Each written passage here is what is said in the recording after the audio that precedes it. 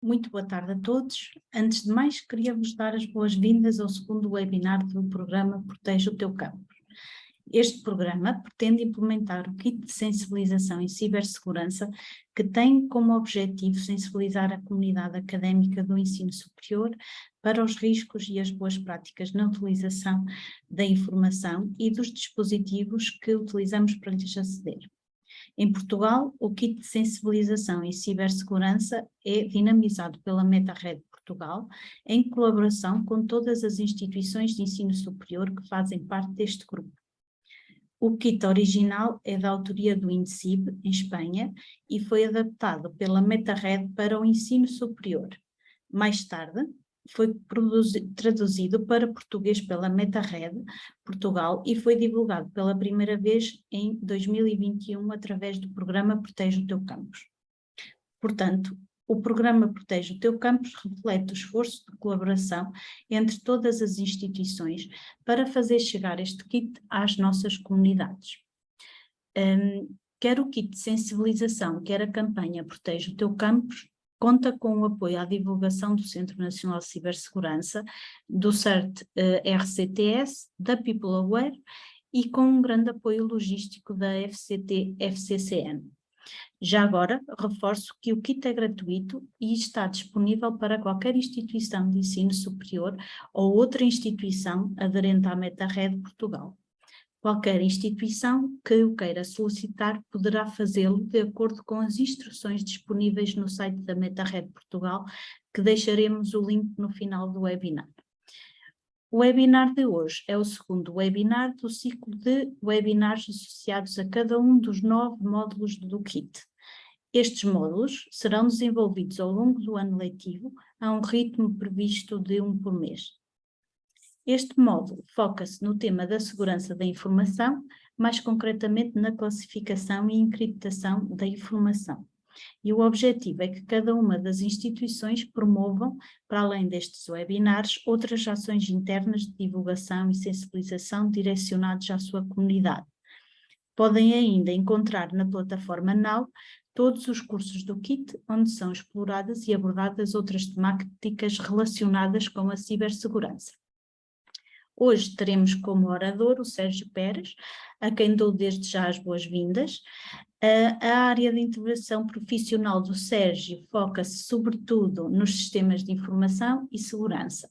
Trabalha na AIRC, a Associação de Informática da Região Centro, e desde sempre foi coordenador da área de sistemas, tendo recentemente passado a coordenador das áreas de base de dados e é responsável pela integração de sistemas com tecnologias de containers. O Sérgio é elemento cofundador da ANIAP, uma associação para a defesa dos direitos e valores dos informáticos. Hoje irá falar-nos sobre segurança da informação e algumas dicas de como garantir a proteção dos dados e da informação das nossas instituições. Prevemos que esta sessão não deverá ultrapassar os 60 minutos. Se quiserem colocar questões, pedimos que utilizem a secção perguntas e respostas, que depois serão respondidas durante a sessão pelo chat ou no final pelos oradores. Sérgio, muito obrigada por teres aceitado este convite. A sessão é tua, por favor.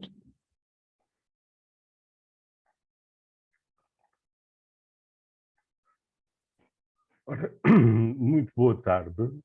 Agradeço desde já o convite que me foi feito e, portanto, ter a oportunidade de divulgar algumas das experiências do dia-a-dia, portanto, os riscos que acontecem no mundo das ligações, em que hoje vivemos,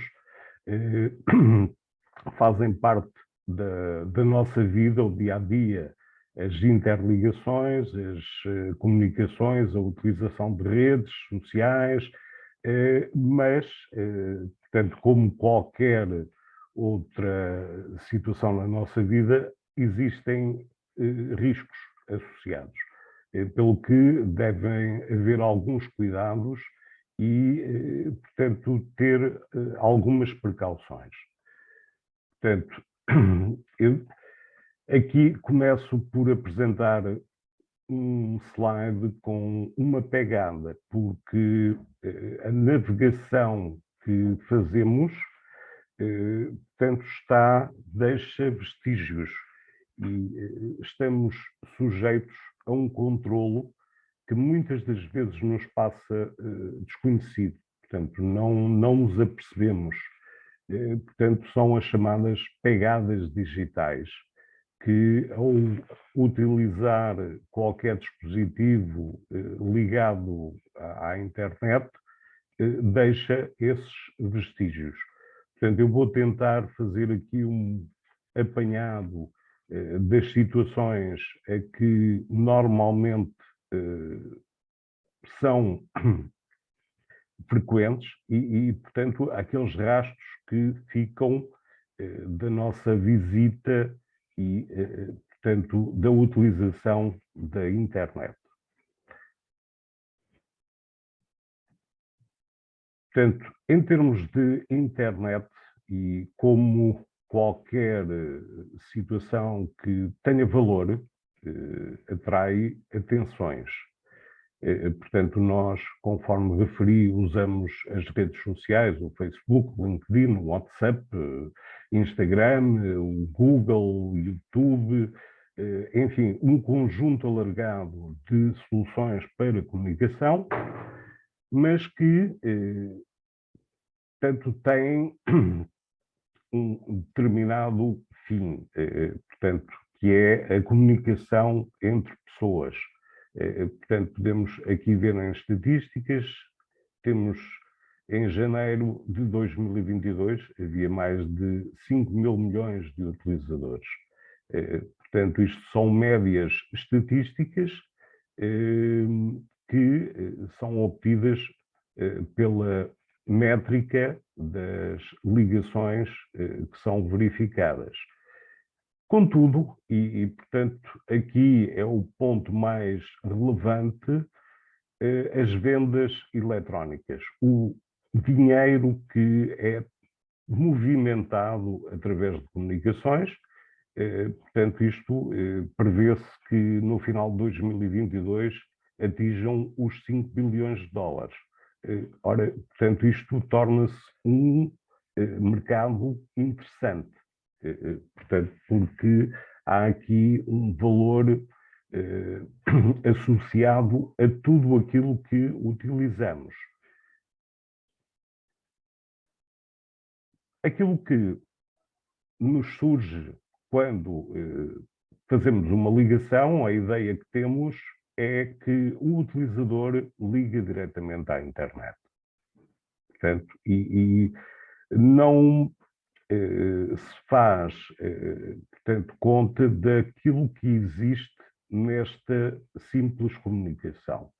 Em 2008 saiu uma diretiva, portanto, uma lei nacional, após uma informação em 2006 da Comunidade Europeia, e isto devido a ataques terroristas que aconteceram, em que todos os provedores de internet foram obrigados a guardar, a registar no prazo de 1 ano, portanto, todas as comunicações que eram feitas, ponto de origem, ponto de fim e respectivos conteúdos.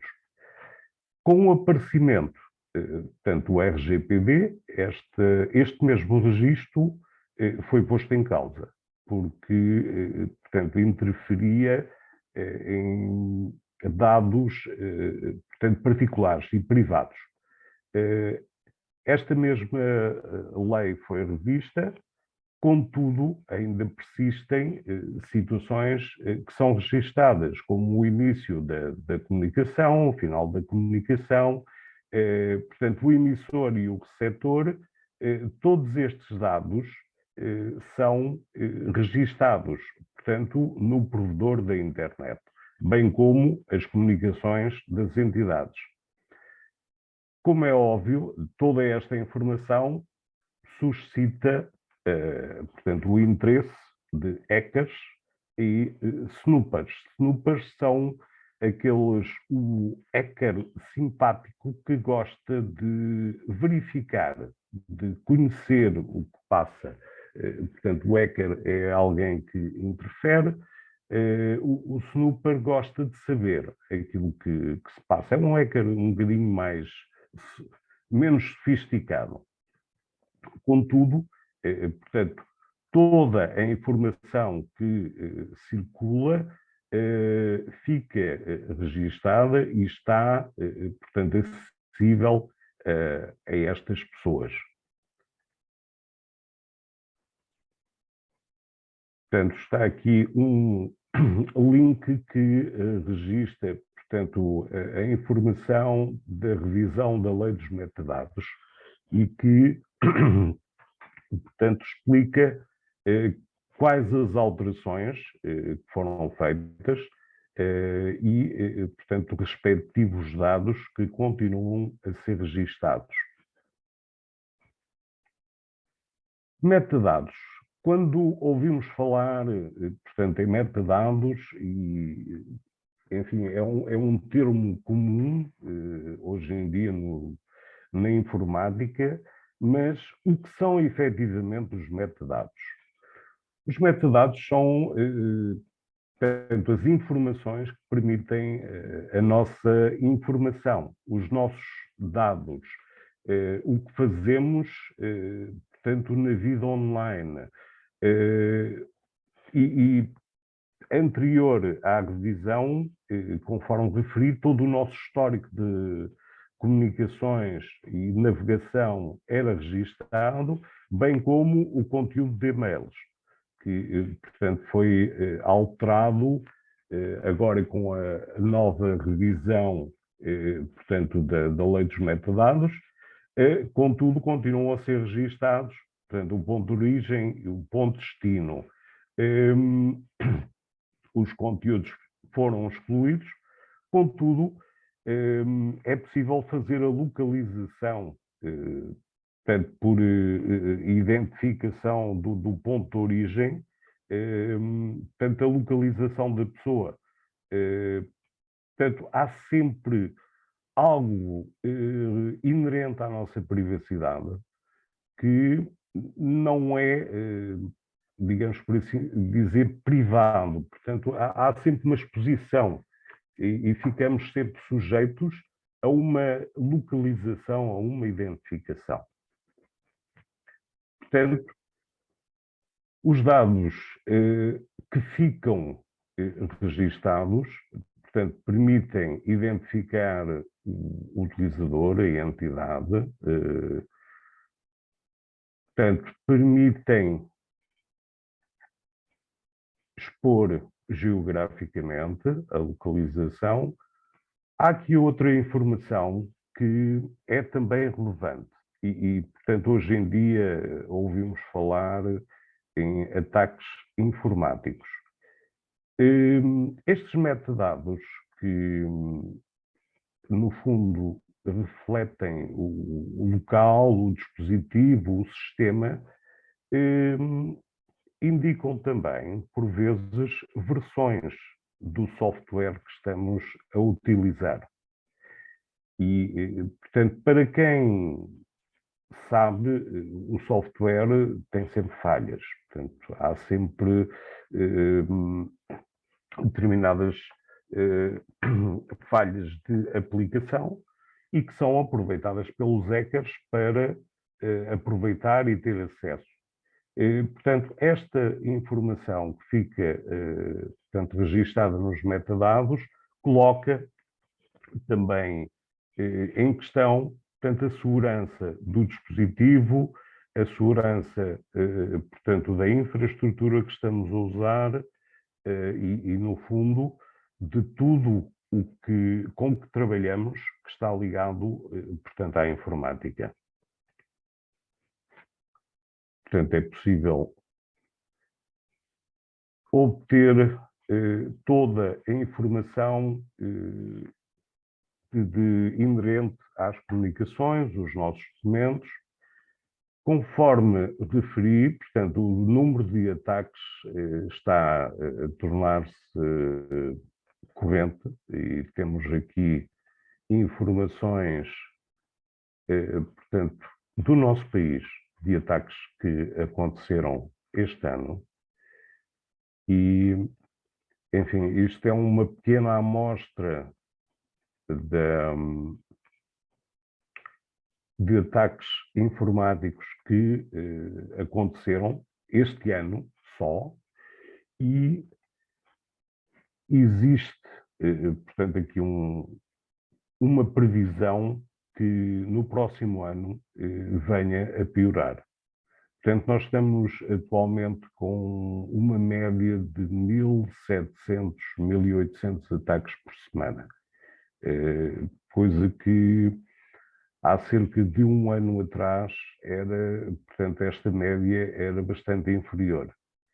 Está a notar-se um aumento considerável de ataques a instituições, sempre na expectativa de obter informação acerca de conteúdos.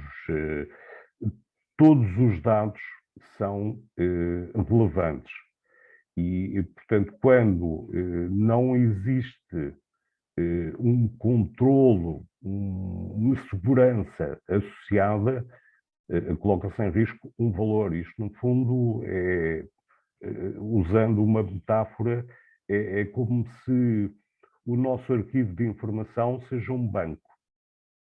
E se o banco não for seguro, o que lá está, o valor do que está depositado não é significativo, porque está em risco.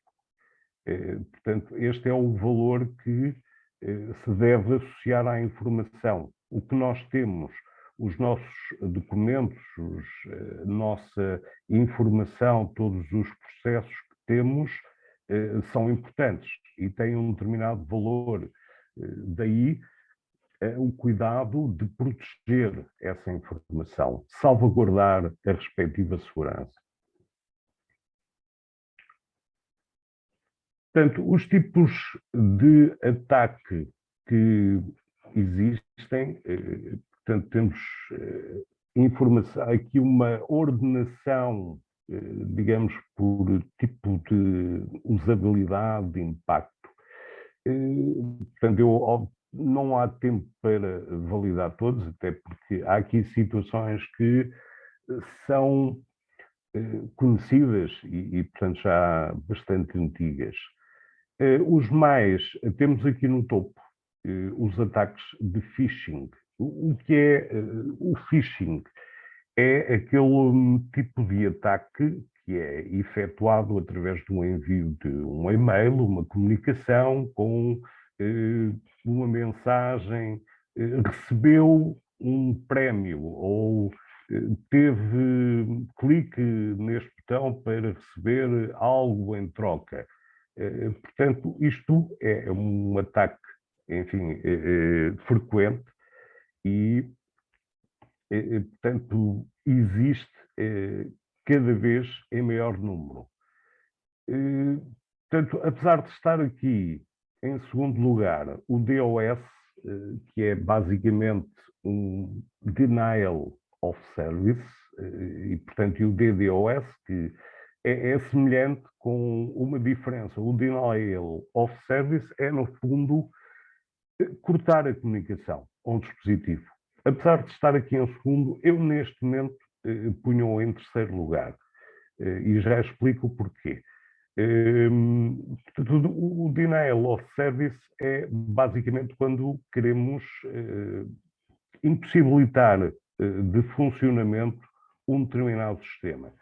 Isto para aproveitar, portanto, falhas relativamente a versões, determinados problemas que existem, falhas de segurança com determinadas versões de software e que são aproveitados para entrar nas infraestruturas e, portanto, obter informação ou fazer, portanto, um ataque de malware que Portanto, pode ser a encriptação de dados, enfim, pode ser a eliminação de ficheiros, ou obtenção de informações privadas, enfim.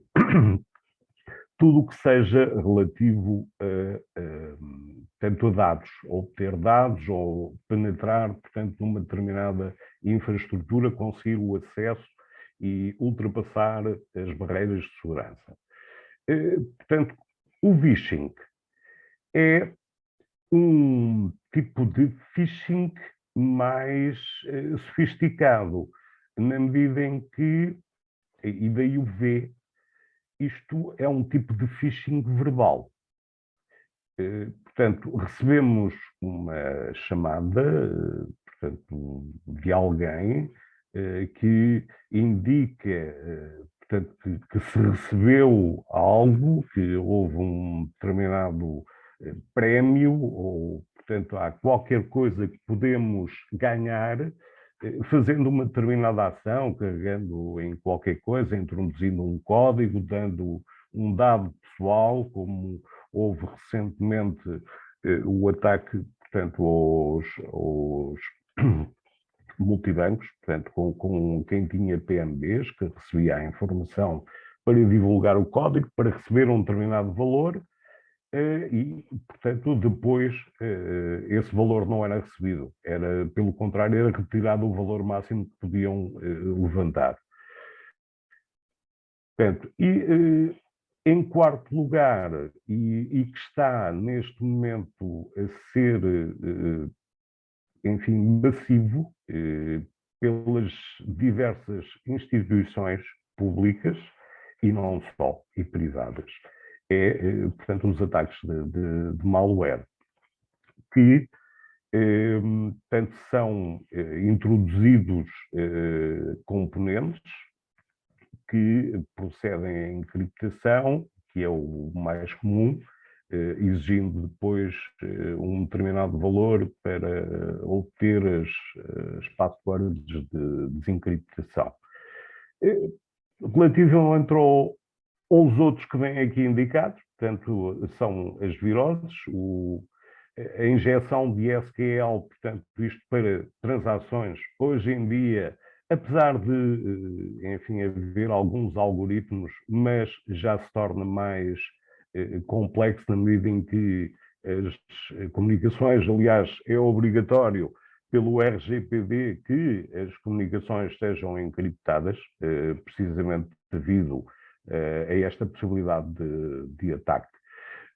Portanto, o man in the middle é, digamos que, uma atuação tipo um proxy, algo que se põe a meio da comunicação e interfere nos dados que transitam, portanto. E depois os ataques de password, portanto, usando, portanto, ou obtendo as passwords, portanto, de outra pessoa, ou procedendo, portanto, como está aqui em nono, o brute force, portanto, que é usar um determinado sistema ou programa para tentar descobrir a password. Portanto, existem várias ferramentas para isso. Portanto, o spyware é, no fundo, algo que transmite, portanto, que se instala num sistema e tudo o que fazemos é, portanto, transmitido para os hackers ou, portanto, quem esteja interessado em obter essa informação. E o cross-site, portanto, é basicamente um envio de aplicativos fazendo, portanto, algo que parece confiante e depois obtém informação. Não é de todo um método muito comum. Temos, portanto, em termos de impactos financeiros, e, portanto, temos aqui os danos aproximados causados pelo este tipo de ataques à segurança. Atenção que Aparece aqui na estatística bilhão, mas o bilhão americano corresponde ao milhar de milhão. Portanto, não fazer a associação porque, portanto, aparece aqui o bilhão, mas é, portanto, 16 milhares de milhões. Portanto,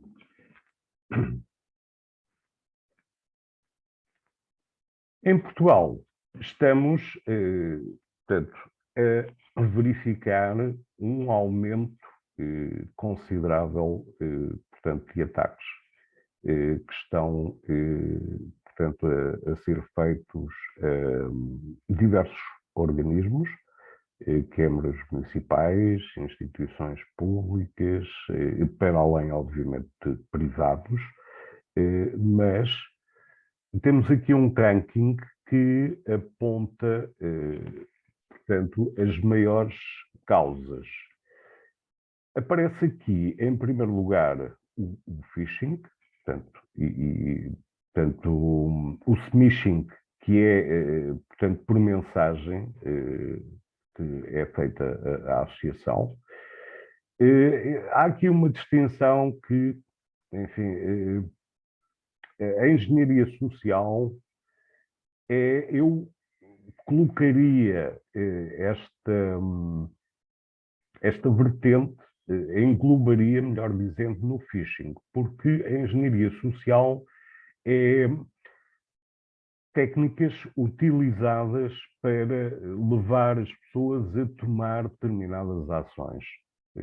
Portanto, é basicamente o phishing, receber uma mensagem com um determinado prémio, com obtenção de um valor, tanto que as pessoas clicam e, portanto, acabam por ser comprometidas.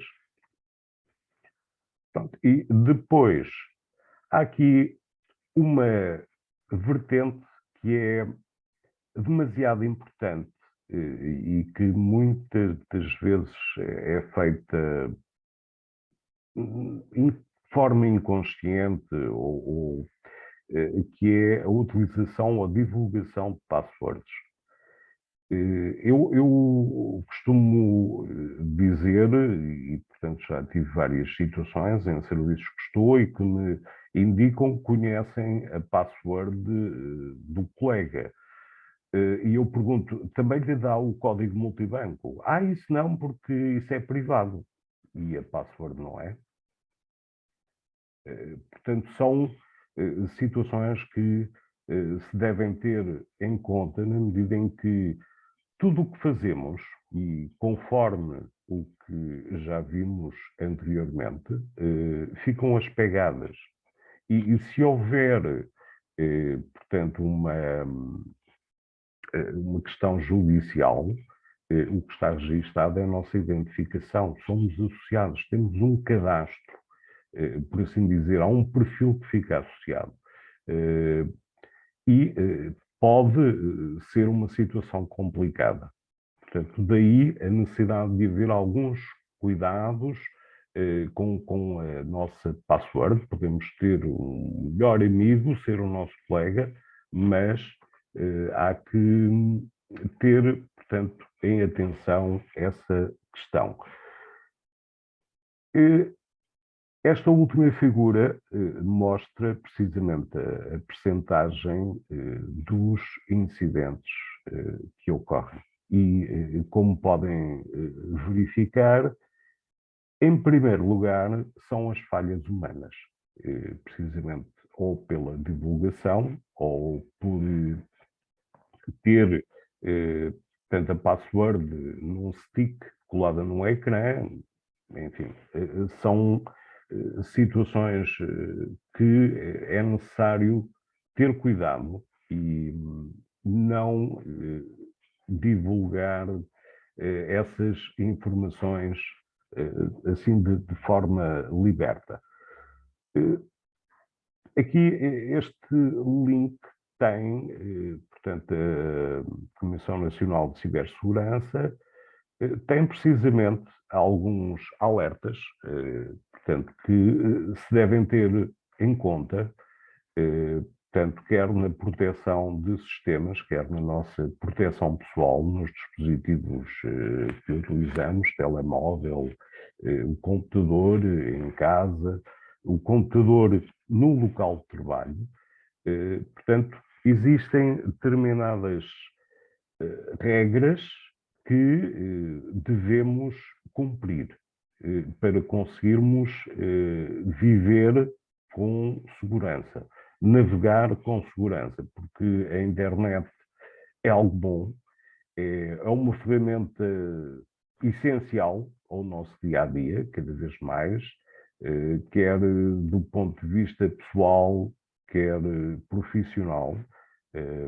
A internet é uma ferramenta fundamental, contudo, há que respeitar, terem atenção a algumas regras para conseguirmos circular com segurança. Portanto, eu costumo fazer uma associação, todos andamos de automóvel, contudo, sabemos que há acidentes todos os dias.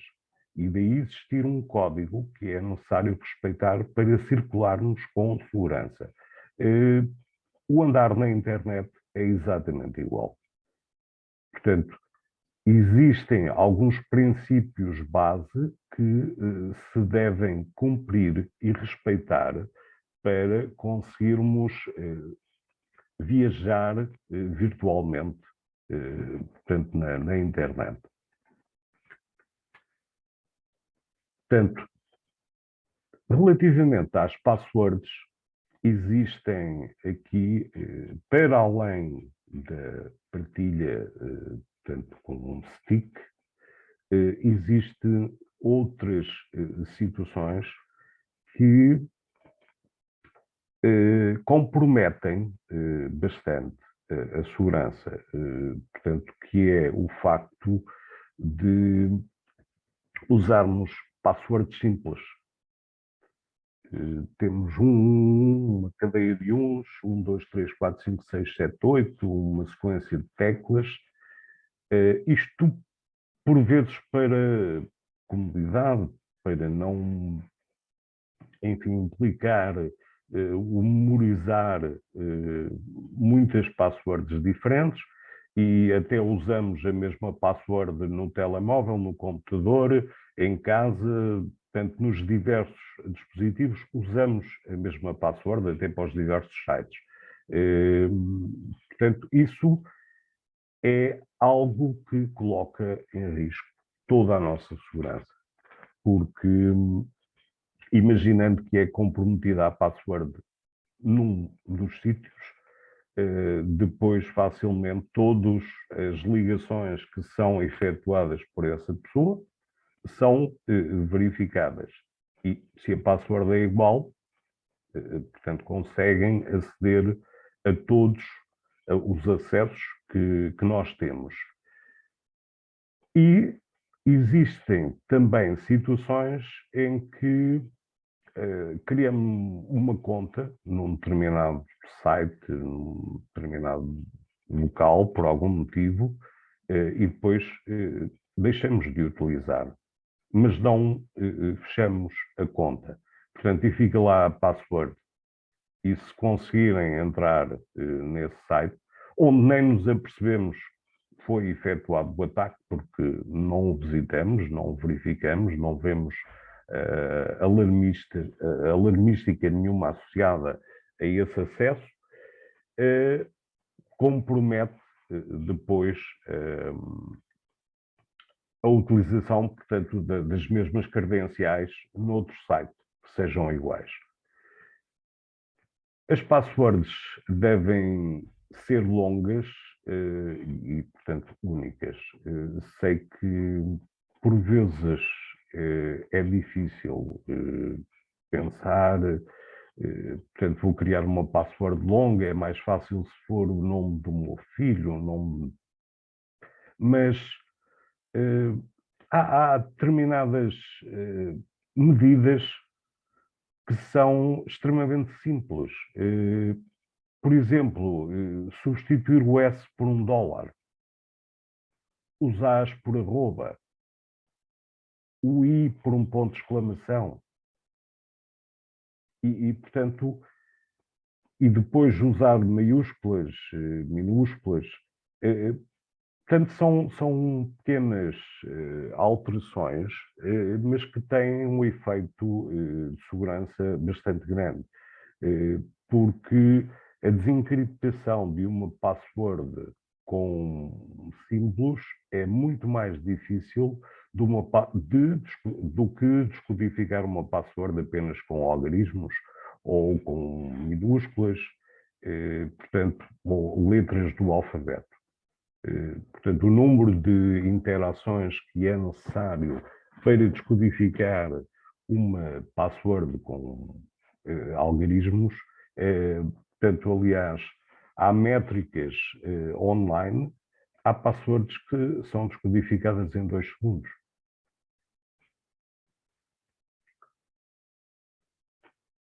Portanto, para gerir, e precisamente porque há dificuldade, e tenho acesso a 10 sítios e agora 10 passwords diferentes. Isto é um problema que muitas pessoas colocam. Agora vou memorizar 10 passwords diferentes, isto é complexo. Existem várias ferramentas que permitem incluir, termos um gestor de passwords. Podemos usar no telemóvel, no computador.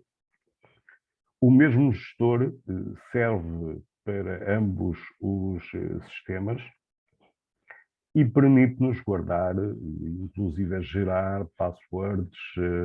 Há vários sistemas gratuitos, outros pagos, que permitem fazer essa gestão e que, no fundo, nos simplifica, portanto, a gestão destas credenciais diferentes, o controlo de senhas, de uma forma simples.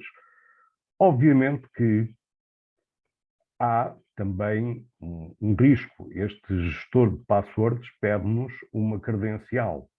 Portanto, se essa credencial for comprometida, portanto, convém ser uma senha bastante forte a utilizar neste aplicativo.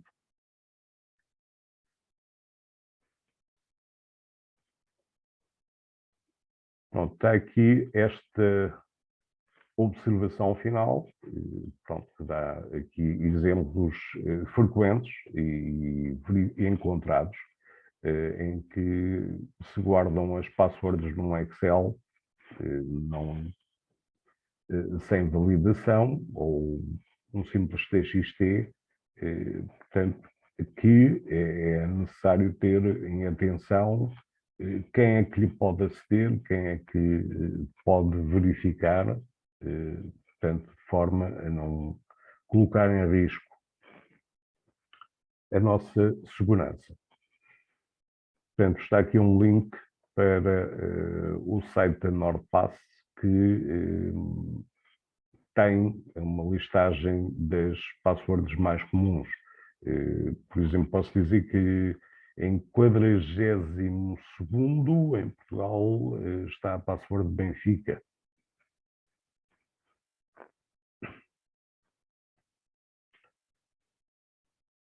Portanto, as regras de proteção que devemos ter em conta é ter sempre os sistemas atualizados e, portanto, obviamente, ter um software de proteção, um antivírus. A atualização de sistemas é essencial para garantir, portanto, ou minimizar a hipótese de acesso por falhas de componentes, por um determinado bug que existe num Office, num Windows, numa plataforma Linux, num componente, Portanto, é necessário manter os sistemas sempre atualizados de forma a garantir essa proteção. O cumprimento das regras de TI, que, enfim, eu como elemento da área das TI, assisto muitas vezes a queixas e, portanto, problemas de quase que como que de abuso de autoridade. Mas o informático é uma pessoa que tem que lidar com uma infraestrutura e tem que zelar pela continuidade do bom funcionamento. Portanto, e não, conforme já referi, existem determinadas regras que é necessário respeitar. Mesmo o informático, por norma, não tem uma condição de administrador, apenas utiliza essas credenciais quando é estritamente necessário, para não comprometer também aquilo que a infraestrutura com que trabalha e a segurança dos respectivos sistemas. Portanto, deve haver uma conta de utilizador normal e apenas em casos estritamente necessários para determinadas operações de manutenção, de atualização, devem ser utilizadas credenciais com permissão superior.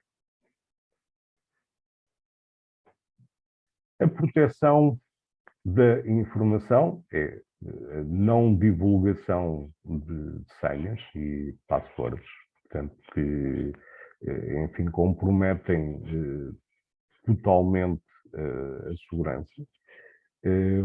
Portanto, a password temos que ver como um dado privado e não algo que é partilhável e que se pode divulgar. Portanto, a utilização de senhas portanto, longas, com mais de 9 caracteres. Procurar ter sempre um acréscimo, portanto, usar sempre uma mnemónica, portanto, substituição, mas usar passwords longas. Isto faço, portanto, aqui uma observação. Hoje em dia usamos senhas que são, enfim, tidas como seguras, as senhas com 2048. Um computador quântico consegue descodificar uma senha destas em aproximadamente uma semana. O que já, perdão, começa a pôr em causa a segurança destas senhas.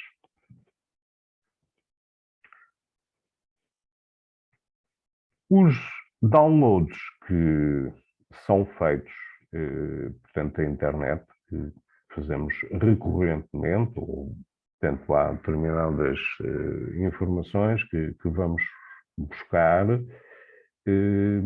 é conveniente validar, verificar a respectiva fonte.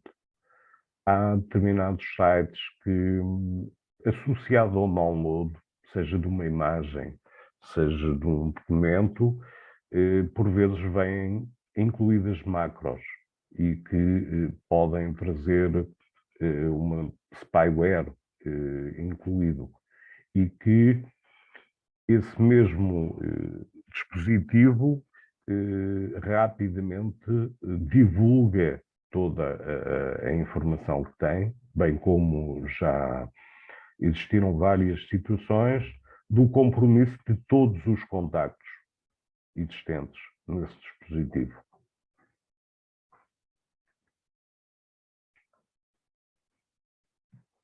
O mesmo critério para os e-mails, portanto, aqueles e-mails que recebemos, seja de um aviso das finanças, seja de um aviso da polícia, seja de um prémio, seja, enfim, das mais diversas situações, cuidado antes de abrir o e-mail, cuidado antes de clicar no que quer que seja dentro desse e-mail.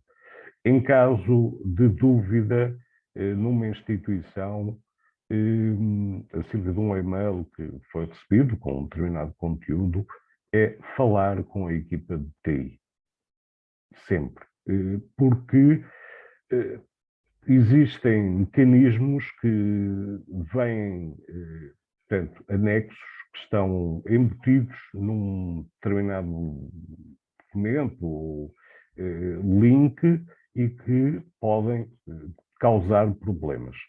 Portanto, quando houver dúvidas, questionem sempre a equipa de TI.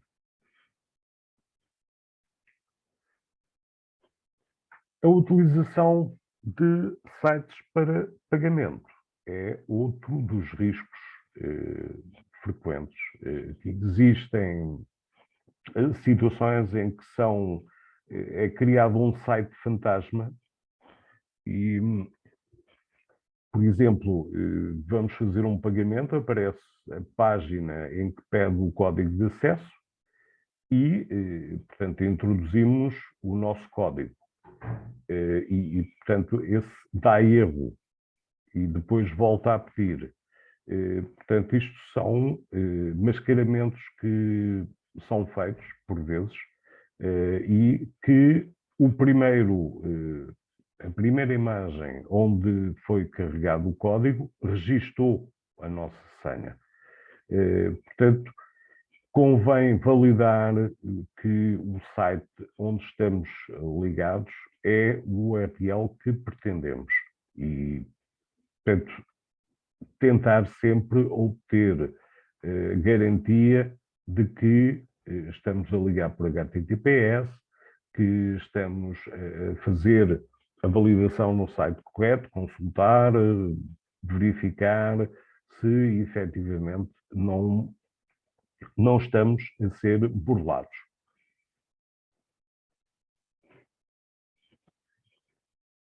Tem aqui um pequeno exemplo de um ataque de phishing que está disponível, portanto, no YouTube, no canal das finanças. A Sara recebeu uma SMS com indicação de que tinha uns dados por atualizar. Sem os quais, não poderia receber o reembolso do IRS e um link onde podia confirmar logo os dados. João, seu marido, alertou-a para o facto de que a autoridade tributária aduaneira raramente envia links e anexos. E ela deveria verificar se não seria alguém a tentar aceder aos seus dados através de um site fraudulento.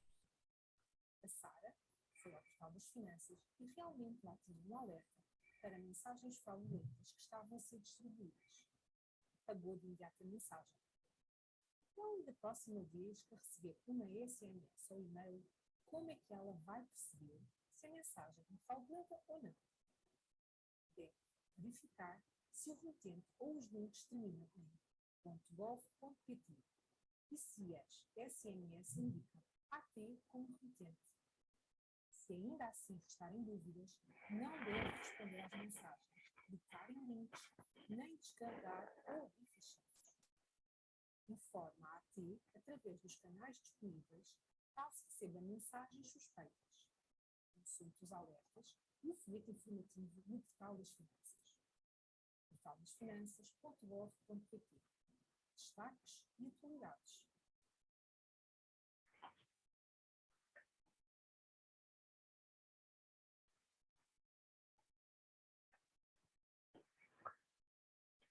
Para concluir, apresento algumas ferramentas para podermos utilizar para a gestão de passwords.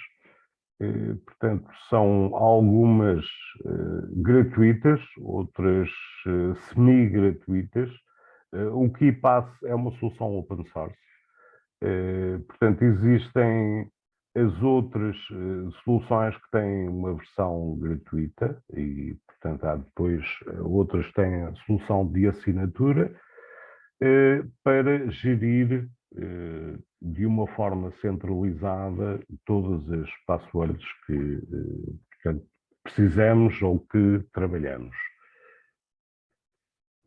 Relativamente à proteção de ficheiros,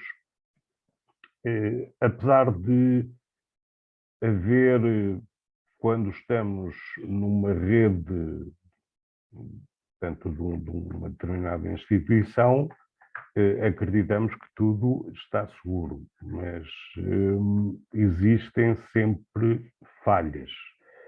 Por exemplo, uma rede Windows, existe um problema que é a herança de permissões. Portanto, quem tiver uma conta com um nível acima de permissão consegue aceder por defeito. Tudo aquilo que nós consideramos pessoal, apesar de ser da nossa instituição, convém salvaguardar. Portanto, existem aqui algumas ferramentas que indico, portanto, conforme referi, algumas têm uma versão, o Windows BitLocker vem incluído no sistema. Aliás, é uma ferramenta que é utilizada nos ataques de ransomware para encriptação. Portanto, no fundo, inicialmente, quando começaram a surgir os ataques, os antivírus não detectavam, porque, sendo uma ferramenta do sistema, não era identificado como uma falha. Portanto, hoje em dia já existem mecanismos para essa proteção, contudo, depende sempre da permissão de quem desencadeia o ataque. Porque se for uma credencial com uma permissão superior, vai sobrepor-se às proteções e, portanto, ultrapassa as barreiras do sistema de proteção. Pronto, os outros são soluções que têm também uma vertente gratuita, outras têm assinatura, portanto, estão aqui descritas algumas das ferramentas. Obviamente que existem muitas outras, portanto, vão aqui os links que consultei, portanto, onde vem aqui descrição e, portanto, apresentação das diversas ferramentas, bem como uma explicação e um teste prático com respectivas considerações e avaliações feitas ao software de vantagens e desvantagens. E é tudo. Espero que tenham gostado, espero ter sido explícito e conseguir transmitir a ideia de navegar é bonito, mas devemos ter cuidados. Boa tarde e um obrigado a todos. Muito obrigada, Sérgio, por esta intervenção. Passamos agora para as perguntas e respostas. Vítor, temos algumas questões dos participantes? Sim. Passo-te a palavra. Ok, obrigado, Carla. Antes de mais, gostaria de agradecer pela excelente apresentação do Sérgio Pérez, que nos identificou aqui um grande número de boas práticas e regras básicas para a manutenção da segurança da informação. Com certeza, se seguirmos todas estas regras, com certeza teremos a nossa informação, os nossos dados mais seguros e das nossas instituições. E eu colocar aqui algumas questões, depois pedir para responder, por favor. Desde o início da pandemia, julgo que tem sido aqui uma situação que tem elencado, tem alavancado aqui muitos dos ataques e das notícias que vamos tendo ao longo das últimas semanas, meses, anos, enfim. talvez com maior incidência por essa via. Aconteceram muitas mudanças nas nossas rotinas, no nosso trabalho, no nosso dia-a-dia, enfim, no nosso dia-a-dia. As práticas do teletrabalho, por exemplo, ficaram em muitas das instituições, ficassem mais expostas para a web, né? Porque as ferramentas que utilizam, as redes que têm que abrir, enfim, embora com situações de segurança, como as VPNs, há sempre alguns pontos fracos, alguns sítios que podem ser explorados e, portanto, que levam a falhas de segurança. Esta quantidade de notícias que verificamos com frequência ao longo deste tempo estarão relacionadas com estas práticas ou terão a ver com outro tipo de situações e outro tipo de exposições? O que é que acha? Isto, portanto, as boas práticas, portanto, devem ser algo que faz parte da instituição, deve estar, portanto, definido, deve haver uma aplicação, portanto, uma estipulação de regras e conforme indicou, portanto, a pandemia provocou em muitas instituições uma ligeireza de forma a haver continuidade. Portanto, continuidade e acesso, permitir o acesso. Isso coloca em questão o fator segurança e, portanto, as instituições devem preocupar-se nos respectivos mecanismos e adotar soluções que garantam, portanto, o poder partilhar, mas com segurança. Ok, muito obrigado, Sérgio. Vou colocar aqui umas perguntas um bocadinho mais objetivas e tem a ver aqui com os sistemas operativos que utilizamos, não é? Um participante que questiona se o sistema operativo é de facto ou será de facto o mais seguro dos sistemas operativos. Os sistemas operativos é sempre subjetivo, portanto, o fator de segurança, porque temos, enfim, o ex-libris dos hackers, que é a Microsoft, por todos os motivos, portanto, que digamos que é a plataforma mais utilizada a nível pessoal e, portanto, a nível de gestão de infraestruturas. Contudo, todos os outros têm também falhas. Portanto, se formos verificar, por exemplo, soluções Linux, o VMware, por exemplo, tem sido atacado, tem várias falhas, assenta numa plataforma Linux. Todos os componentes Linux têm falhas e com uma agravante, é que, sendo uma solução open source, o código base está exposto. Eu não vou dizer que é mais seguro, não usem, não utilizem, de todo, não é isso que está em causa.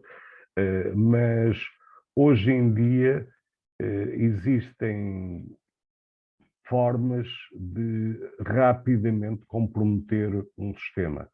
E, portanto, lá está, tem que existir uma política de defesa constante e permanente, sempre proativa, para haver uma garantia de segurança da infraestrutura da entidade. Sim, poderá dizer-se provavelmente que os que são menos utilizados, eventualmente poderá parecer que terão maior segurança, não é? Uma vez que, se calhar, a maior parte das notícias que saem dos ataques serão relacionados com sistemas Windows, que são aqueles mais comuns de utilização do utilizador normal. Portanto, as situações, por exemplo, que recentes que aconteceram em entidades, Portanto, os ataques já começaram há bastante tempo, há mais de um ano, começaram a haver ataques em entidades. Inicialmente começaram por ser plataformas Microsoft, portanto, com Hyper-V. Neste momento temos ataques a plataformas VMware. Portanto, enfim, tudo aquilo que esteja acessível pode ser comprometido ou corre o risco de ser comprometido. Existem, obviamente, fatores que ajudam, portanto, a esta proliferação de ataques, que são as questões que referi, por exemplo, relativamente às passwords. Portanto, ainda verifiquei recentemente que, portanto, numa divulgação da CNCS, que havia um gestor de um banco que tinha uma password de Benfica. É mais tudo em utilizado. minúsculas. Pronto, quer dizer, enfim, e o senhor, pronto, estava contrariado por ter que mudar a password, mas, enfim, portanto, são situações que é necessário ter consciência do risco a que estamos expostos e, portanto, isto existe sempre uma margem de risco associada à comunicação e que deve ser tomada em conta, não correndo, portanto, estar sujeito a uma situação tão simples de ultrapassar como uma password destas. Portanto. Não depende muito do sistema operativo, não é? Depende não muito das todo. práticas. Não, portanto, a plataforma, digamos que é algo que não está diretamente associada a uma margem de risco. Obviamente que existem determinadas falhas e, portanto, conforme referi, a plataforma Microsoft acaba por ser, digamos que, a joia da coroa dos hackers, mas não é de todo, neste momento, aquela que mais é relevante. Sobretudo, e isto associando à guerra da Ucrânia, portanto, neste momento, a nível internacional, os maiores polos de ataque são a Rússia, a China e o Quénia.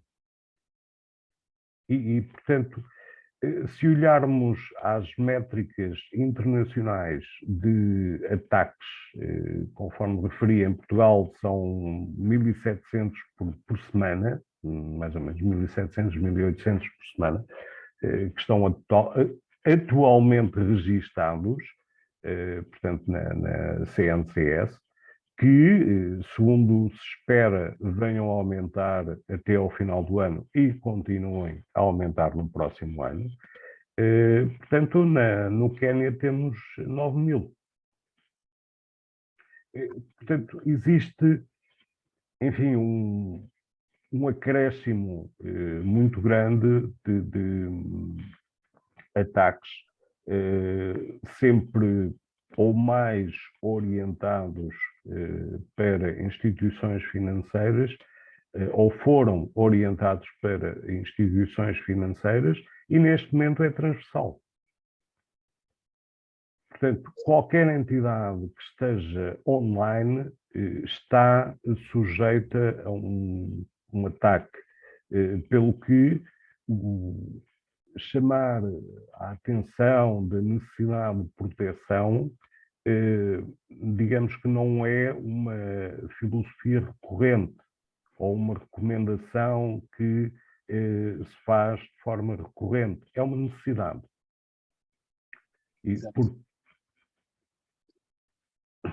Tenho ainda aqui uma última pergunta, Sérgio. Tem a ver com a segurança dos dados que ficam na cloud.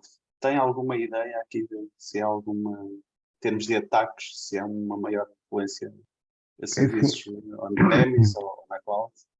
Existem tentativas de ataque e, portanto, a cloud é obviamente um repositório, um centro de informação acessível.